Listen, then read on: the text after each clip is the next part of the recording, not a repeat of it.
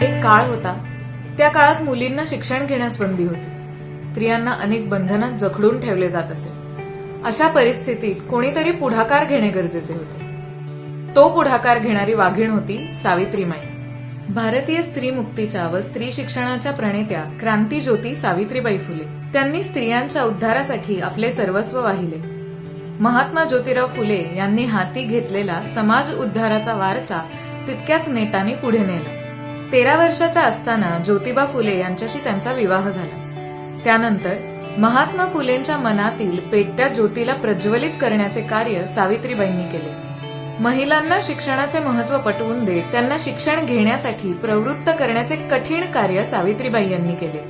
महात्मा ज्योतिराव फुले आणि सावित्रीबाई फुले या दाम्पत्याने समाजाचा मोठा विरोध पत्करत स्त्री शिक्षणासाठी कार्य सुरू केले. 1 जानेवारी 1948 रोजी पुण्यातील बुधवार पेठेत भिडेवाड्यात मुलींची पहिली शाळा काढून या दाम्पत्याने प्रथम शिक्षणाची मुहूर्तमेढ रोवली. त्यावेळी काहींनी धर्म बुडाला अशी आरडाओरड करून सावित्रीबाईंवर शेण, माती, दगडही फेकले. तरी सुद्धा त्या मागे हटल्या नाहीत. याच शाळेत सावित्रीबाईंनी प्रथम शिक्षिका आणि नंतर मुख्याध्यापिका म्हणून काम केले. सावित्रीबाई अशिक्षित होत्या, मात्र ज्योतिराव फुले यांनी त्यांना घरी शिकवले. नंतर शाळेत मुलींना शिक्षण देण्याचे कार्य सावित्रीबाईंनी केले. 1848 ते 1852 या कालावधीत त्यांनी एकूण 18 शाळा काढल्या. केशवपनाविरुद्ध नागरिकांना संघटित करून नाभिकांचा संप घडवून आणण्याचा कल्पक उपक्रम त्यांनी घडवून आणला. बालविवाहानंतर गरोदर असताना विधवा झालेल्या मुलींकरता फुले दाम्पत्याने 1863 रोजी बालहत्या प्रतिबंधक गृहाची स्थापना करून एक प्रसूतीगृहही सुरू केले.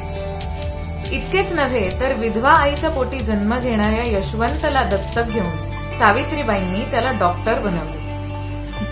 ज्योतिरावांच्या निधनानंतर त्यांच्या अंत्ययात्रेच्या सावित्रीबाई अग्रभागी चालल्या आणि स्वतःच्या हाताने ज्योतिरावांच्या पार्थिवाला अग्नी दिला. 1896 मधील दुष्काळात सावित्रीबाईंनी समाजाला सत्कार्याचा आदर्श घालून दिला. पोटासाठी शरीर विक्री करणाऱ्या स्त्रियांना दुष्टांच्या तावडीतून सोडवून त्यांना सत्यशोधक कुटुंबात आश्रयास पाठवले. 1896-97 दरम्यान पुणे व परिसरात प्लेगच्या साथीने धुमाकूळ घातला. हा जीवघेणा आजार अनेकांचे जीव घेत होता. यातून उद्भवणारे हाल ओळखून सावित्रीबाईंनी प्लेग पीडितांसाठीही दवाखाना चालू केला. प्लेगच्या रोग्यांची सेवा करताना सावित्रीबाईंनाही प्लेग झाला. त्यामुळे 10 मार्च 1897 रोजी त्यांचे निधन झाले. स्त्रियांनी शिकावे हे त्यांचे ब्रीदवाक्य होते. आज देशातील प्रत्येक स्त्रीमध्ये सावित्रीबाईंचे हे ब्रीदवाक्य जिवंत आहे.